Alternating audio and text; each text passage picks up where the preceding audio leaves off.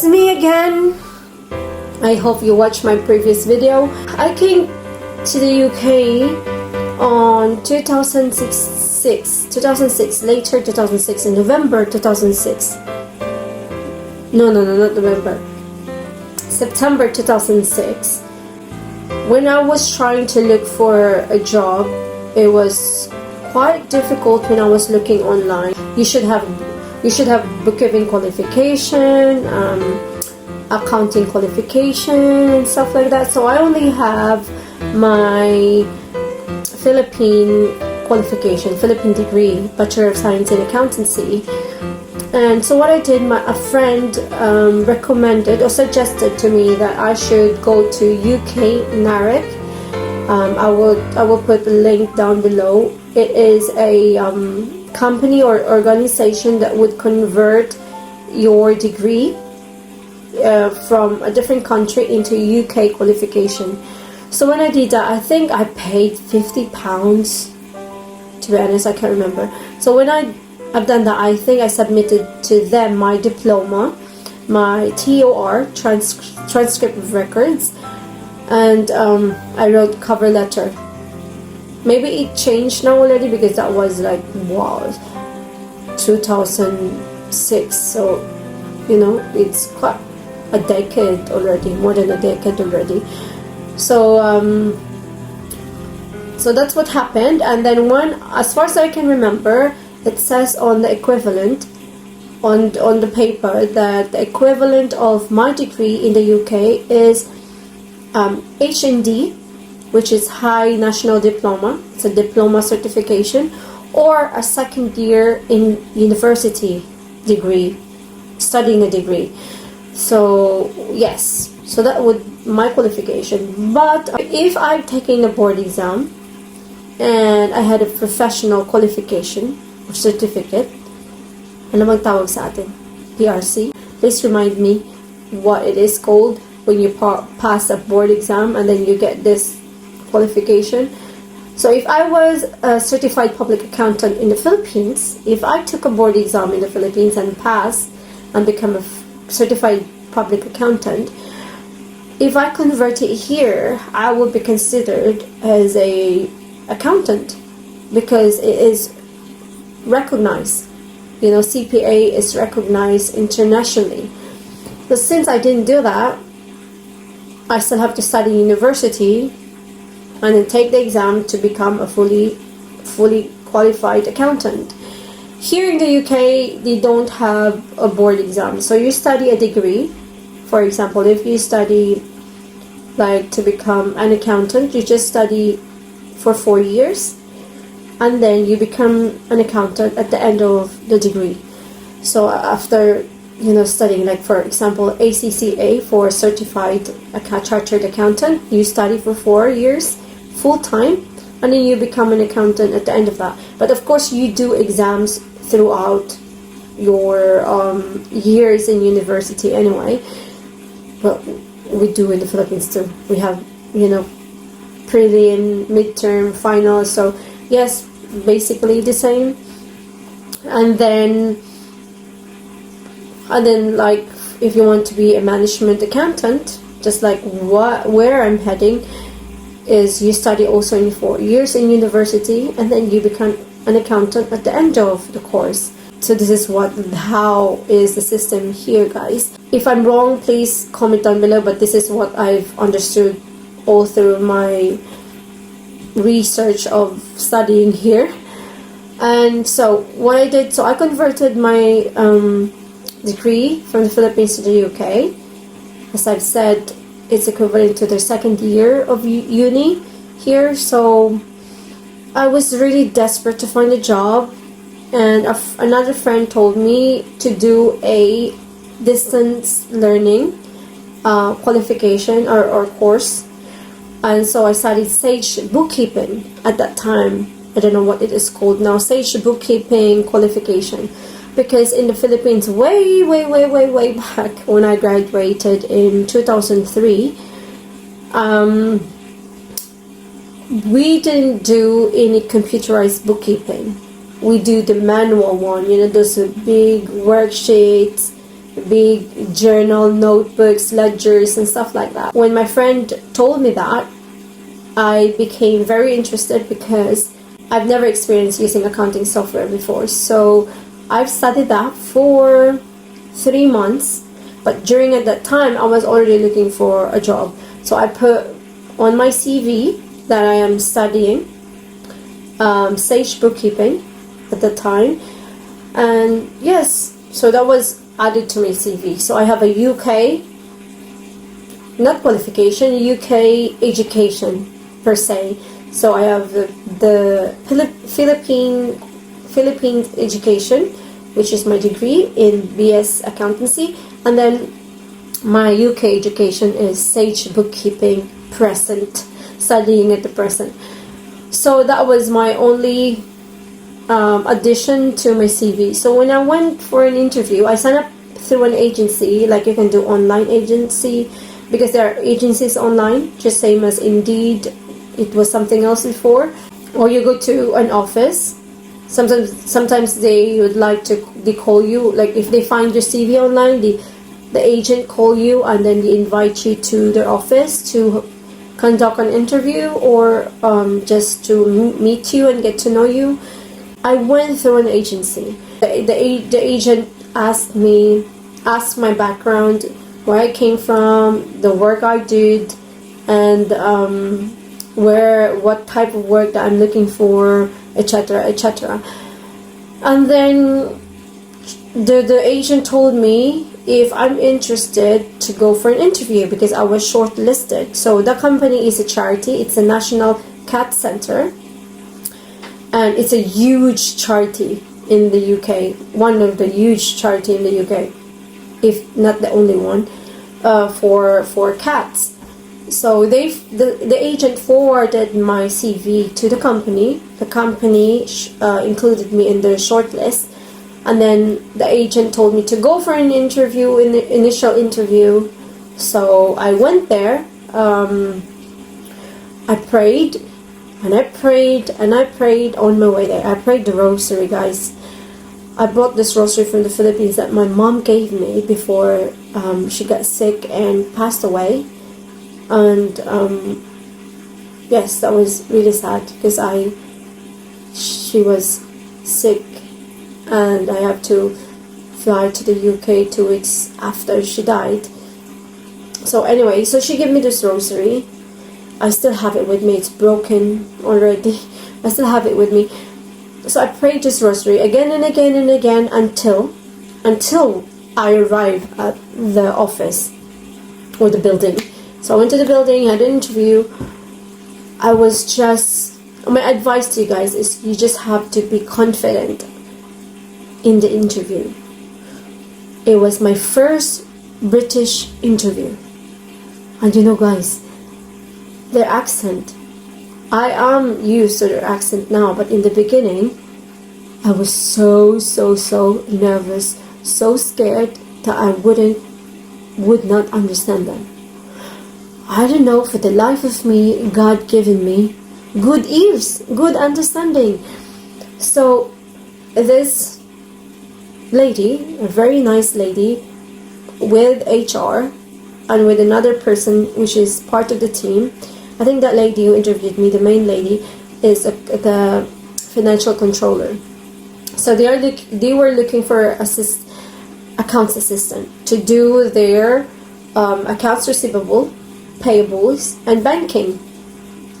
So there was about 7 in the team. 2 management accountant, 1 financial controller, 1 finance manager, 1 senior AP, and 1 person who they're looking for, which I filled in later on.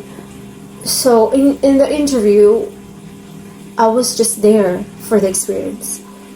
As much I want to have that job, at that precise moment, I was just there for the experience. I want to be interviewed by British people so that I will be, get used to their style of interviewing. to speak to someone. It is more like me trying to get the experience of that moment, to feel that moment, to be that at the present moment, to understand what employer needs when they're looking for someone, so that even if I don't get that job, that was my first interview, guys, in the UK, in my head, even if I don't get the job, all I want is the experience to be interviewed, so that when I get another interview from a different company, I already know what sort of questions they're going to ask me and how to approach them, how to act in the interview. So this is just in my head. As much as at the back of my head, I really would like to get that job. So they interviewed me about my background, my goals. It's very, very important, because when you are clear and very concise in speaking your goals and dreams professionally, they see potential in you. They can see that you are driven, you want to learn, even if I don't have a lot of experience at the time in finance, because my first job in the Philippines was a makeup artist. I worked in a photo studio as a makeup artist, so I didn't have finance, accounting experience. So I was there very clear in my head that I want to pursue this in the UK. I want to be an accountant in the UK. And having this experience, this job, gives me the motivation and inspiration to pursue that dream. So even though I didn't answer like that, guys, but at that time I can still feel how I feel, guys, how I felt at that time. I can still feel that I was so driven. I just want to have the job that I could learn from, develop with the company, evolve with the company I am with, and to enjoy the company of people I'm working with. Because this is my ultimate line, guys. Every time I go for a job interview, every time, this is my secret, I'm gonna share it with you guys. Every time I go to an interview, I always ask, how's the culture in the company? How are people in the company? So when they answer that question, they tell me, people here are supportive with each other, we have very good team, we have good camaraderie with everyone, supports everyone, blah blah blah blah blah. When I ask that question to them, I have the sense of what are they like, what the company is like. Then I will tell them I am asking because I believe that I will become a better addition to the team, to the company, if I get along with people, all the culture in the office very well. Because 80% of our time will be spending with our colleagues, spending with the company.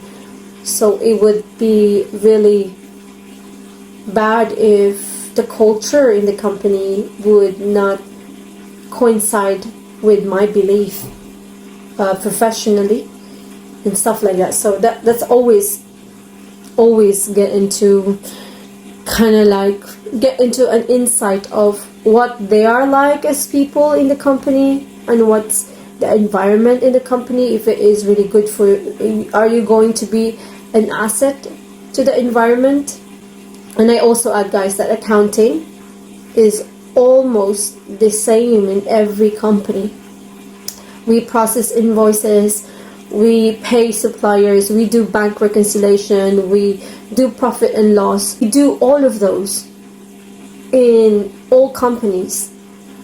The same processes, the same routine. It's basically similar, not 100% the same, but they're all similar to each other. But what make it different is the people you work with. Because as a business is the same. They always go into business to earn profit, why are you in the business if your aim is not to earn profit, right? So all the businesses want to earn profit. All accounting procedures are basically similar to each other, but the people would be different. We came from different culture, different country, different upbringing. It's different. So it's so important to ask about the culture of the company. So this is what I mean. This is for me. I've been to so many interviews, guys. So I work, napunta na ako sa ibang guys. Pumunta na ako sa future, guys. So go back to the past. So after that interview, I didn't thought of it. I just say to God, if this is for me, it will be mine. And if it's not, it's okay. There is better job for me. But thank you for the experience. I really enjoyed the interview. I was just like feeling like I was just talking to a person. Thank God na guys, na-understand ko yung accent nila. My God, Bisaya pa ako noon. Hindi ko ma-understand. So the financial controller took me to their office, showed me around, introduced me to everyone, and I thought, oh, maybe this is the British way, like they introduce you to everyone. It was very, very different from the Philippines, right? You cannot even see everyone till you got the job. So they show me around to show what's the office environment is like, where's the desk, where's the people that I'm going to be part of. So yeah, so I waited for 1 week because they are still interviewing few people. Waited for 1 week, and the agent called me and said, I got the job. And I'm going to start this day. This is the salary. Are you going to accept it? And of course, who am I to say no? I said yes. At that time, my salary was £15,600 per annum. But more than 15,000, less than 16,000. So yun yung salary ko, guys. That was in 2007. Wow. At that time, I was so happy. So happy. With that money, I supported my siblings back home.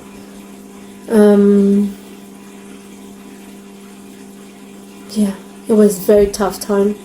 Very tough time. But here I am now, 16 years later. I'm still very thankful to God I survived those years. But yes, God was definitely my strength at that time, and it is still now. So I got the job. I worked there for 2 years. I was so hungry. I want to improve. I want to develop and stuff like that. So I studied ICV, which is an Institute of Certified Bookkeepers. So I studied that because I just have this thought.